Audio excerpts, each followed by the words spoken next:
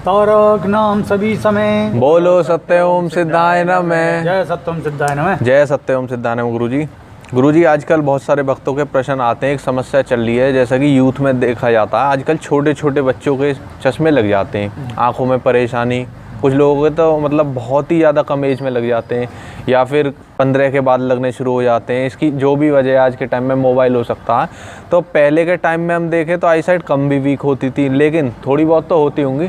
तो पहले के टाइम में ऐसा क्या उपाय था जो वो लोग आई साइट को ठीक करने के लिए करते थे? जैसे आज के टाइम में तो एक्यूप्रेशर है, 1-2 आई ड्रॉप भी आ गई हैं, या और भी कोई प्राकृतिक व्यायाम या कुछ चीज़ें, लेकिन सबसे प्राचीन क्या है, इस बारे में आप थोड़ा सा बताएं। देखो, पहले जो थी, ये सवाल सही है कि एक्यूप्रेशर और एक्यूपंचर वगैरह वाला ही पद्धति हैं।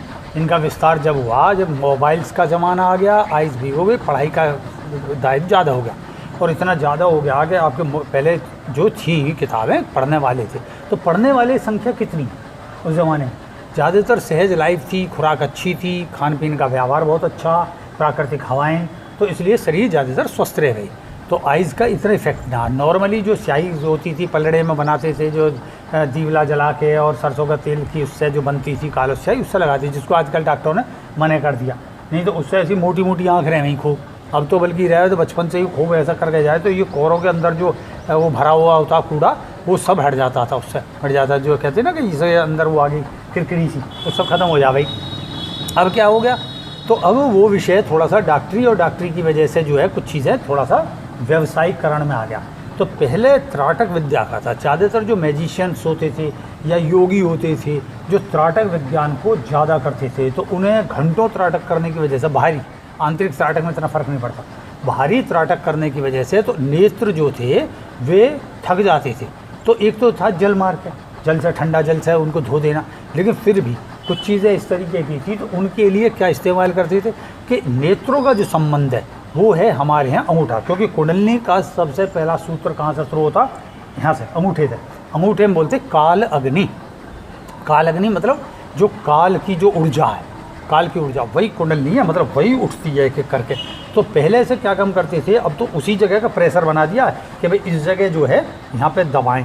ये अब एक तो प्राकृतिक दबाना होगा इस तरीके से, ये तो दबाने की होगी। अब इससे यहाँ दबाओगे तो ये जो इसकी सर्किल है, ये सर्किल चल रहा है इसका इस तरीके से, ये तो ये पूरी तरीके से नहीं दबता, क्योंकि आपने यहाँ दबा दिया, फिर उसके बाद या तो यहाँ दबाओ, फिर यहाँ दबाओ, फिर यहाँ दबाओ, फिर ये इस तरीके से दबाओ, तो कहाँ तक दबाओगे? तो पहले क्या काम करते थे, इसमें जो है नॉर्मली तेल लगाते थे। तो तेल इतना लगाओ जिससे थोड़ा सा ये मतलब गीला हो जाए, और इससे 2 फायदे होते थे। जो नखून है वो भी, पहले कहते हैं नखूनों में थोड़ा सा तेल लगा लो, तो तेल नखून से इतने हिस्से में नखून तेल लगाने के बाद में इसकी थोड़ी सी मालिश कर लो, हल्की हल्की ऐसे करके मालिश करने के बाद देखो ये जो है सरसों का तेल है। तो सरसों का तेल जैसे कि मैंने बताया कि आप किसी और भी तेल ले सकते हो, किसी प्रकार का घी ले सकते हो, देसी घी हो, और तिल का तेल ले सकते हो, लेकिन हमारे यहाँ प्रचलन सरसों का तेल का, तो मैं सरसों का तेल है। सरसों का तेल जरा सा ऐसे लेना है, और ख़ासकर जो अंगूठा है इसमें ऐसे लगाएं, ये चीज़ अंगूठे खूब अच्छी तरह मालिश कर ले, कम से कम आधा मिनट तो करें ही।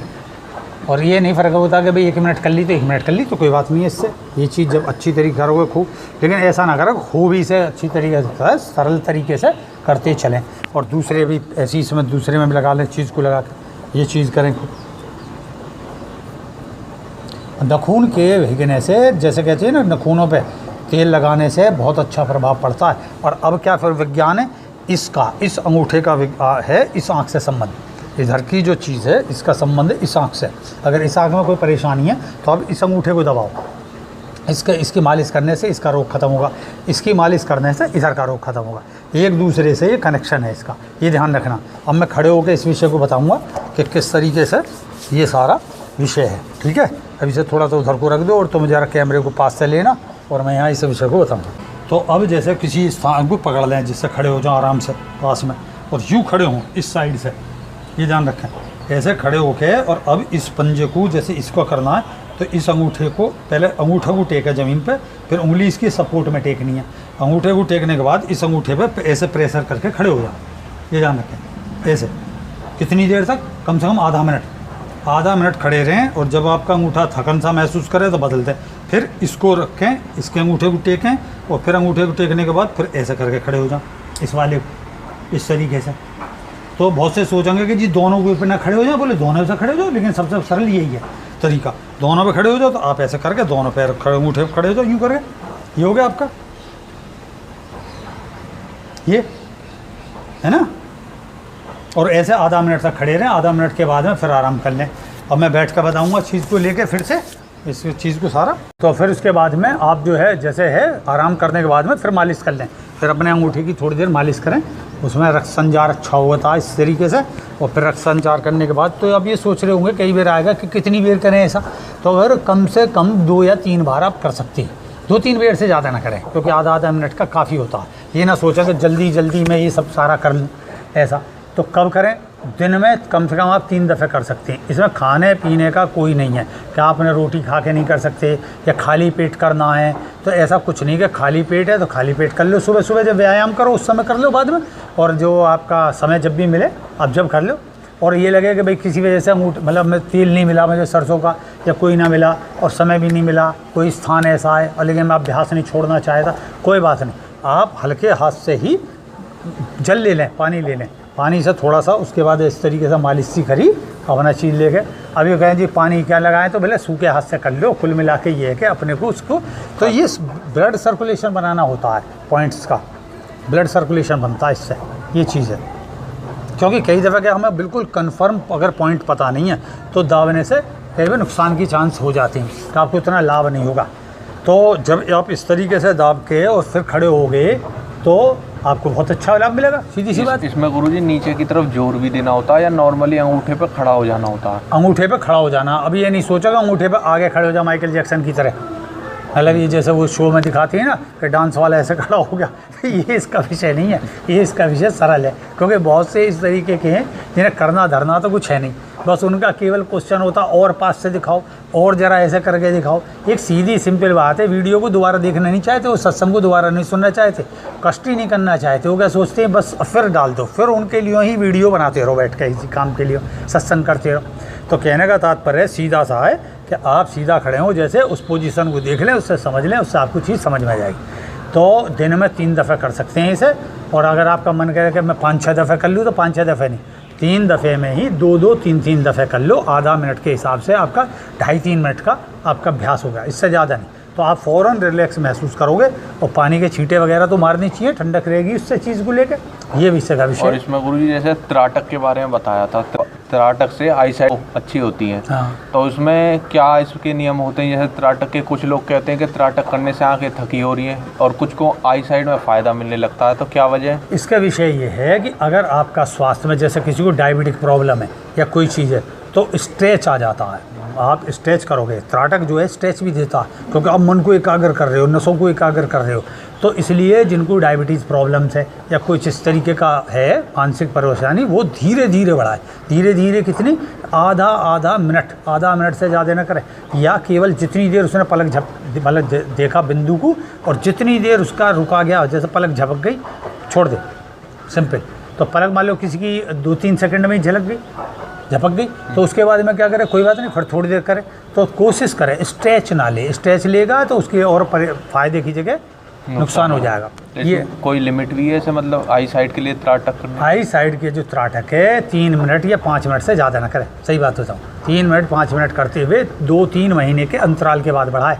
अचानक जो बढ़ा देती हैं उनको बहुत सारे रोग हो जाते हैं, कि जैसे उन्हें हृदय में घबराहट हो जाए, चित्त एकाग्र होगा, हृदय की मात्रा घटती है, क्योंकि जब हम एकाग्र होते हैं तो सांस हमारी बहुत कम हो जाती है। सांस हमारी बहुत कम होगी तो नतीजा क्या है कि उसका इफेक्ट, मतलब माइंड जो है, जैसा हमारा क्या है कि नज़रें हिलती रहती हैं, अब हिलने को रोकोगे तो ये जो अंदर कंपन है वहाँ तक कंपन रुकेगा, उसका नतीजा क्या है, जो सेंटर है हमारे आँखों के देखने का, उसके ज़्यादा ठहराव करने से उसमें एक भ्रम की स्थिति आ जाती है, भय की स्थिति आती है, बहुतों को इस तरीके की प्रॉब्लम्स आती हैं। तो उसका सीधा सा है, अगर वो त्राटक पहले करके छोड़ चुके तो पुनः धीरे से करें, पहले इस तरीके से मालिश कर लें अपना और फिर अभ्यास करें। तो अचानक त्राटक ना करें, बस बैठ गए और यूँ देखने लगे, इस तरीके त्राटक ना करें। पहले अपना अंगूठे की मालिश कर लें, छपाका मार के अपने आँखों को वो कर लें, ठंडक पहुँचाएँ। फिर उसके बाद इसका थोड़ा सा व्यायाम कर लें, जैसे ये चीज़ ली और ये चीज़ यूँ कस के करा इससे, जिससे गर्म सी आए, और इससे फिर यूँ ऐसे लगा लिया। ये प्राकृतिक ऊर्जा है, इसका इससे नहीं है कि गर्मी में नहीं करें, जाड़ों में करें, इससे जाड़े गर्मी से कोई मतलब नहीं। ये प्राकृतिक ऊर्जा है ये हिस्सा आपका। ये चंद्र पर्वत है, ये शुक्र पर्वत है, और इन चंद्र शुक्र की इससे इसका इफेक्ट बहुत अच्छा पड़ता है। चंद्र मतलब नेत्रों से ही संबंधित है। तो इसको थोड़ा सा इस तरीके करेंगे, जब इस पर हीट हो जाएगी तो इसको ऐसे थोड़ा झाड़ लें, क्योंकि उसकी हीट हल्की रहनी चाहिए, क्योंकि बहुत तेज़ होती है इसकी। ऐसे करीब 4-5 बार, और करने के बाद ऐसे थोड़ा सा करा और ये दाब ली, बस ऐसे करें। कितनी देर? 5-7 सेकंड। जैसे वो ठंडक हो फिर थोड़ा सा कर लिया। कितनी दफ़े करें? 5 दफ़े से ज़्यादा नहीं करनी चाहिए। फिर इसके बाद अपना त्राटक करते हैं। त्राटक करने के बाद में फिर छपाका मारें। फिर अगर ऐसा करके उसको रिलैक्स करें, और रिलैक्स करने के बाद अपने पैर के अंगूठे की मालिश करें, और फिर अपना और काम करें। इसमें गुरुजी जैसे बहुत तरीके के त्राटक होते हैं, तो सब क्या बराबर लाभ देते हैं या कोई विशेष त्राटक है? नहीं, एक के बाद एक जुड़ा हुआ है। ऐसा नहीं है कि आपने आज ही सारे त्राटक कर डाले, या बिंदु त्राटक, दर्पण त्राटक, ज्योति त्राटक, सूर्य त्राटक, चंद्र त्राटक, या नासाग्र त्राटक, भूमि त्राटक, तत्व त्राटक, ये ऐसे करके जो है आप अपना नाश कर लोगे। क्योंकि सबको क्या है, जल्दी जल्दी फिर क्या करेंगे, हिप्नोटाइज़ करेंगे किसी को। हिप्नोटाइज़ करके मैं अपने मन को वो करूँगा, फिर मैं एक नाम कर लूँगा, सिद्धि आ जाएंगी मुझ पर। उन्हें कभी सिद्धि नहीं मिलती, खास ध्यान रखना। क्योंकि लालच से पहले ही भरा हुआ, लालच से भरा हुआ मन राक्षस कहलाता, उसे कुछ नहीं मिलता, उसे विनाश का ही आशीर्वाद मिलता। लास्ट में आपा तो मरेगा ही और दूसरे को भी लेकर डूबेगा, ये ध्यान रखो। तो चरित्र इसे बोलते हैं कि आपके अंदर सद्भावना हो। बोलते बहुत हैं, नहीं मैं समाज का कल्याण करूँगा। अरे समाज का कल्याण से पहले तू अपना तो कल्याण कर ले। ये है तो ऐसे बेवकूफ़ी के बहुत आते हैं सवाल कि जी हम तो ऐसा सोचता हूँ कि मैं अपनी साधना करके अपने को बहुत स्ट्रॉन्ग बन के समाज का भला करूँगा। अरे समाज से पहले तू खुद जान ले अपने को। पता चली कि आप एक चक्कर में झूठ बोलते हैं, ज़्यादातर 99% झूठ बोलता आदमी इस चीज़ को लेकर, साधना को। उसके पीछे केवल पर्पज़ होता है उसका पैसा कमाना, एंजॉय करना, और खासकर विपरीत लिंग को अट्रैक्ट करके उसकी जो है मानसिक दशा को बिगाड़ देना। ये सब अहंकार का भाव बढ़ता, ये समझे। तो इससे उस कार्य की ओर ना बढ़े, उससे विनाश होगा। और सबके पीछे ईश्वरीय सत्ता होती है। आत्मिक शुद्धि ही ईश्वर है, और शुद्धि का आचरण रखोगे तो मैं तो ईश्वर की प्राप्ति होगी, अन्यथा विनाश की प्राप्ति होगी। सीधी सी बात है ना। तो इसलिए त्राटक का एक एक करें। अब बिंदु त्राटक कर रहे हैं, बिंदु त्राटक का अभ्यास करें 2-2.5 घंटे, मतलब 2-2.5 मिनट से शुरू करते हुए फिर जो है आप ज़्यादा आधा घंटा तक ले जाएं, बस इससे ज़्यादा नहीं। क्योंकि मन की स्थिरता का विषय है, इन नेत्रों से कोई फ़र्क नहीं पड़ता। फिर नहीं तो आँख फोड़ विज्ञान कहलाएगा। आँख फोड़ विज्ञान है, फिर कुछ नहीं है। केवल मन को स्तब्ध कर दें, विचार बिल्कुल ना आए, तब जो आपका विचार आपके अंदर आएगा उस विचार को प्रक्षेपित कर सकते हो बाहर वाले में। पहले अपना अंदर शांत होना जरूरी है। तो शांति की अभ्यास बढ़ाएं सेकंड के अंदर। कि मैं एक क्षण में जैसे बैठा और मैंने त्राटक करा, एकदम मेरा मन विषय शून्य हो गया, ये अभ्यास है। तो पहले आधा घंटा, मतलब जो भी 10 मिनट तक 5 मिनट तक कोशिश ये करें कि बैठते ही आपका अभ्यास होते ही आपका मस्तिष्क शून्य हो जाए। ये विषय इसका, ना कि आधा घंटा में शून्य हो, तो उससे कोई फ़ायदा नहीं। तो आप अगर जो है जैसा अभ्यास बढ़ा रहे हो त्राटक का, और आपने बढ़ाया 3 मिनट तक का, 5 मिनट तक का, 5 मिनट के अंदर विचार शून्य हो जाने चाहिए। और फिर ये हो कि घटाते लाओ, 5 से 4, 4 से 3, 3 से 2 और 2 से 1, और 1 में भी आधा, और आधे में बाद में क्षण भर में जितना कर दोगे तब आपका मन विषय शून्य हो जाएगा। विषय शून्य का मतलब है कि अनावश्यक विचार नहीं आएंगे। आप जो विचार लाते हो उस विचार को बिल्कुल साक्षात अपनी मन की आंखों के सामने देखोगे, देखते ही भ्रम पैदा कर दोगे आप। मतलब मैंने सोचा ऐसा हो जाए, तो ऐसा हो जाए, उसे मैं पिक्चराइजेशन के तौर पे देख रहा हूँ। जितना मैं देख रहा हूँ और जितना मैं स्पष्ट देखूँगा, उतना ही मेरे मन से संयुक्त होने के कारण हमारे सबके मन जुड़े हुए हैं। तो मन जुड़े होने के कारण मन से मनुष्य हैं, मन से माया है, माया ही ये सिद्धि है। तो हम जैसे ही जुड़े हुए हैं, तो जैसे ही मुझसे जुड़ेगा तो जो मैं देख रहा हूँ वही वो देखेगा। ये है इसका विज्ञान, और कुछ नहीं है। मैंने जो सोचा उसके, मैंने अपने मस्तिष्क को शून्य करा, मस्तिष्क को शून्य करते ही दूसरे के मस्तिष्क से, मतलब मेरा मन के द्वारा संचार से उसका मस्तिष्क मेरे रडार, जैसा बड़ा रडार छोटे रडार को जाम कर देता, ऐसे ही मैंने उसका मस्तिष्क जाम कर दिया अपने शून्य से। उसका शून्य हो गया। जब उसका शून्य हो गया तो फिर जो मैं विचार लाया हूँ वो विचार उसके भी मन में उदय हो जाएगा। ये है थॉट रीडिंग, यही थॉट प्रैक्टिस। इसके बाद फिर सारी सिद्धियाँ, विचार शून्यता ही सिद्धि इसका मुख्य है त्राटक की।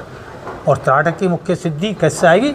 ज़्यादा घंटों करने से नहीं, समेट के एक क्षण में आप विषय शून्य हो जाएं, सारे ध्यान का विषय भी यही है, सारे त्राटक का भी विषय यही है। तो इसे अभ्यास करें और धीरे धीरे बढ़ाएं।